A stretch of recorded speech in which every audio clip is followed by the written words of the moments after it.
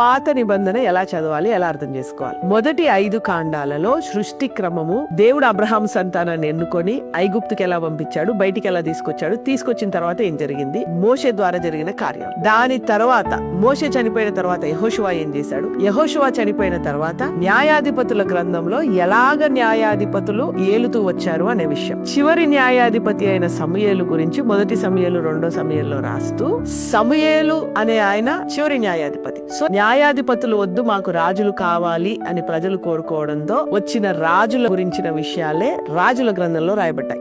ఎంతమంది రాజులు వచ్చారు, వాళ్ళు ఎలాగ పరిపాలన చేశారు, మంచోళ్ళు ఎవరు, చెడ్డోళ్ళు ఎవరు అని చెప్పేదే రాజుల గ్రంథం, దినవృత్తాంతాలు. అయితే ఈ రాజులు పరిపాలన చేసేటప్పుడు జరిగిన భ్రష్టత్వాన్ని గురించి ప్రవచించడానికి వచ్చిన వాళ్ళు ప్రవక్తలు. అందులో మేజర్ ప్రవక్తలు అనేవాళ్ళు దానియేలు, ఎజేకియేలు, యెషయా, ఇర్మియా అనేవాళ్ళు యూదులు బబులోను కొనిపోబడతారు, వాళ్ళ పాపాల నిమిత్తం మరలా తిరిగి వస్తారని చెబుతూ మెస్సయ్య గురించి కూడా ప్రాఫెసీ చేశారు. ఇక్కడ మైనర్ ప్రవక్తలు వచ్చేసి చిన్న చిన్న విషయాలు, నినేవే, తర్వాత యెరూషలేము, ఇశ్రాయేలు ఇలాంటి ప్రాంతాలకు ప్రాఫెసీ చేస్తూ వచ్చిన వాళ్ళు మైనర్ ప్రవక్తలు. అయితే ఫైనల్ గా యూదులు బబులోను పోయిన తర్వాత 70 years కి తిరిగి వచ్చిన తర్వాత ఆలయాన్ని మరలా కట్టుకున్నారు. ఆ ప్రాసెస్ లో ప్రాఫెసీ చేసిన వాళ్ళే హగ్గయి, తర్వాత నెహెమ్యా, జకరియా. అదే ప్రాసెస్ లో ఉన్న వాళ్ళే నెహెమ్యా, ఎస్తేరు అనేవాళ్ళు. ఇంకా చివరగా ఆలయము కట్టుకునేటప్పుడు యూదులు బబులోను నుంచి తిరిగి వచ్చిన తర్వాత చివరగా మలాకీ ప్రవక్త ద్వారా దేవుడు మాట్లాడాడు, మీరు ఆలయం ఖచ్చితంగా కట్టుకోవాలి, నీతి సూర్యుడు వస్తాడు, మీరు ఆయన కొరకు ఎదురు చూడాలి అని మైనర్ ప్రాఫిట్ అయిన మలాకీ ద్వారా దేవుడు ప్రవచించాడు. అక్కడితో